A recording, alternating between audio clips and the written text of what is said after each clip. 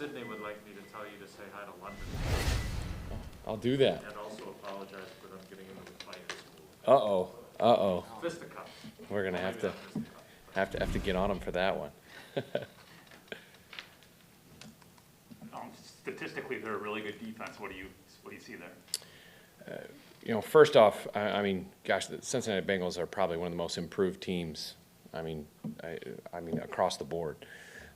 They have last year, the years before, they had a kind of a complicated doing a lot of different stuff, and it looks like they've kind of simplified it down so the guys can play fast and be sound. And I mean, they've done a really good job. I mean, they've got a lot of big guys up front that push the pocket. It's really hard to run the ball on those guys, and I mean, Zach has done a really good job just with that whole team. I mean, 3-1, it's going to be a great opportunity to get after those guys, and I'm really excited about it. I mean, the linebackers got a great nose for the ball. I mean, they're just really sound across the board. Nathaniel, I don't know if you can get Dillon and Jones. I think they had 34 touches for like 190-some combined yards the other day. I don't know if you can do that all the time, but what led to that, and what's the benefit there? I think the starting point is always the run game. You want to get the run game going, and I think that when you have the Lightning and the Thunder with those two guys, it's a great change-up and mix-up with both of them. And, Aaron did some really good things, and then A.J. came in and, took advantage of his opportunity, and, I mean, he was popping off a bunch of positive yards and a couple explosives. So I think whenever that gets going, it's going to open other things up behind the defense. So I think that's kind of always the starting point for us. Yeah, obviously getting everybody else involved, but it's one of those things you love giving them that many touches and get the ball into their hands, and at the same time we want to just be sure everybody has to defend everyone across the field. Hey, Nathaniel, we all know how you guys feel about Bobby. Is it that he's having to do more chipping and helping, or what's kind of prevented him from being as productive as certainly he was last year? I think it's still early in the season. I think that he's had a couple targets that we've just missed on. I mean, we had a great opportunity this past game that we missed, or this past game that we missed on. But I think it's it's just a combination of a lot of things. He's doing a lot of the same stuff, and sometimes the number one's open, and he might have been number two, or vice versa, one, and now he's one, and then go back to two, and so I think it's just kind of it's a product of just the system and all the great players we have on our team. I mean, there are some guys that are winning and winning fast, and I don't think it's necessarily because of any specific reason not trying to get in the ball or not getting open. Because I mean, he had a couple great pass interferences early. That's always the hard part, because you're happy as a coach because you get that gain, but you wish he got that opportunity, those yards, and that catch. But just another guy that you want to get involved. It's a positive problem across the board with so many different guys. Last week we were talking about Randall Cobb and want to get him more involved, and then he does some great things with those golden eyes, and so I mean it was great to see that happen. Then how much time do you spend each week trying to design plays that get Devontae out of double teams? I mean, is that possible? I mean, do you do that each week? Of course.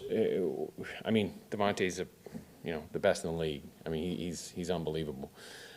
And all defenses we know that, and they want to try to take that away. We're lucky because we have a lot of other guys that surround him that can make plays also, so they have to kind of pick their poison. But we always expect that. We're always understanding that they're either going to cloud to him or they're going to double him. And so I think that we always kind of take that into perspective, and we have those plays that we think we can move them around, put them in different spots. The more we can do that, the more difficult it is to get those things done. So I think we just have to do a great job at continually motioning him, continually putting him at the one spot, the two spot, the three spot, backside, inside, everywhere we can put him. So as long as we do that, it just makes it more difficult, and we can potentially take some of those doubles off. Hey, Nathaniel, with some of the fluctuations you guys have had on the offensive line to this point, what has Billy's kind of stability at right tackle meant for the offensive line, and just how do you feel he's performed in that spot the first month? I mean, Billy's probably he's the unsung hero. I mean, he is unbelievable. I mean, what he's done just these past 3 years, the different positions that we've moved him to in and out, being that veteran leader, a guy that had already played and then comes in. I mean, you look at even the first game, and we had 4 guys that had never been at those positions for us, and he's kind of that solid foundation for us. And I mean, he's just unbelievable. I mean, it's funny because, you know, the offensive line never gets enough credit. You know, Stenovich, Butkus, all those guys, they, you know, the amount of stuff that they do, the less we hear about them, the better they're probably doing. And so I think I give so much credit to those guys with all the shifting. I mean, I remember last year, Billy and I were joking because, you know, in practice he was having to switch positions, I mean, every week, and he would just keep his head down and go. And I think that's such a great example to just the whole team is, you know, hey, whatever you're asked to do, just put your head down and do your best. And I mean, that's all the guys see that in him. And I mean, just the type of person he is, I mean, he's unbelievable. I mean, we're very grateful that we've got him as our rock in the line. I get it, it's early in the season, so the numbers just aren't very big. But what's not gone quite right in the gold zone? Oh, the gold zone. Yeah, that's been, I see I'm converting everybody. I mean, the gold zone's a very unique place that we all have grown to love. It's the hardest place to score. You know, it's a shorter field, tighter windows.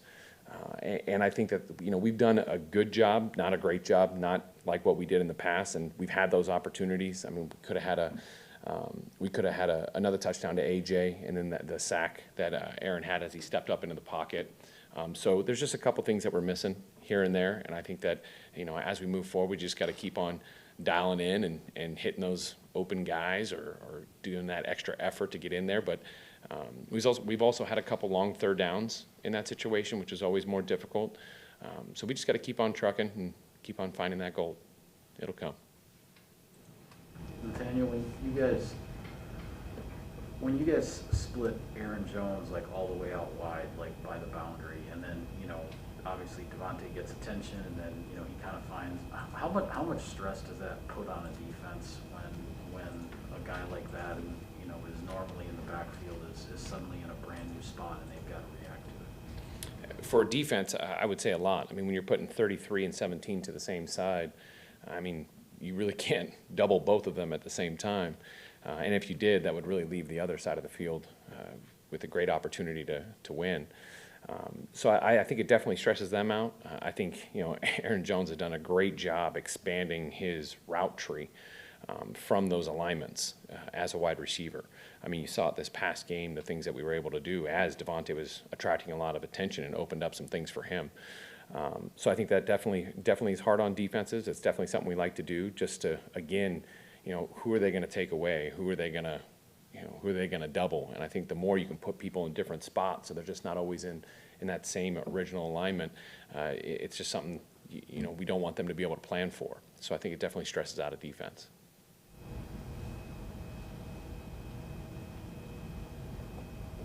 Daniel, I know we don't ask injury questions of you specifically, so I'm not trying to do that. Do you have to have some sort of plan, though, if you don't have Josh?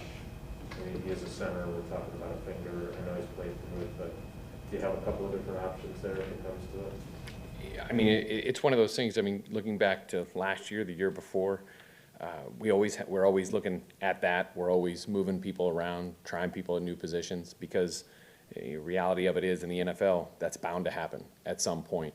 And again, so much credit to Steno and Butkus to get those guys those reps. So when we do put people in different spots, it's not overwhelming. So when they go out onto the field, they can execute at a high level. And you know, we just always have to be prepared for that. I mean, it's not just this week, it's every week. Even when you're going in with whoever you thought was going to go in, you got to be ready during the game. So it's just something we're always thinking about. And I think a lot of our scheme that we do really helps us. I think this is the best scheme in the NFL, in the world, because it allows those guys to be able to move around in certain positions, and a lot of it stays the same. So it's not as different for them, so they can go out and play at a high level. What do you recall about game planning against Jalen Smith a couple of years ago? Remember, he was a bad dude in there. Yeah, no, he's a good player. I think that was 3 years ago, I think, or 2 years ago. That was 2019 when we played Dallas. Yeah, he was definitely somebody we had to account for, sideline to sideline, you know, being a force in the middle. So excited to have him on the team. can't wait to meet him. Anything else in here? Sarah, you can go ahead on Zoom. Yep, Aaron Nagler. Coach, you mentioned a little bit ago the work with Aaron Jones on the outside of the perimeter there. A couple years ago, obviously, Kansas City had that big game as a receiver where they were lining up, basically trying to man up with a linebacker. It looked like Pittsburgh was responding with a corner. Is that kind of a great chess piece to have as far as, you guys run off coverage and he has those slants and it's like an easy 10 yards. Looks easy on the outside. Is he like just an ultimate chess piece in that regard as far as kind of toying with your defensive front court? Oh, without a doubt. Looking back at that Kansas City game, kind of how they decided to cover us in that one, we definitely thought we had a couple good matchups. I think we even went to him on 4th down when we had to seal the game there on the right side. So he had a smaller route package, our first year here, but I mean it definitely has expanded. I remember last year I think it was versus Detroit. Like you said, they decided to put a corner on him, and it just shows the confidence that Aaron Rodgers has in Aaron Jones. I believe he threw a go ball to him on the side, and he made this unbelievable catch kind of up and over behind him, and it was awesome. So I think as that happens, as that confidence increases for him, it's definitely a great chess piece because you just never know where he's going to be. Whether he's, running the motions, the jet motions we've all seen, to lining up an empty, to being in the backfield. So there's just so many things you can do with a guy like that.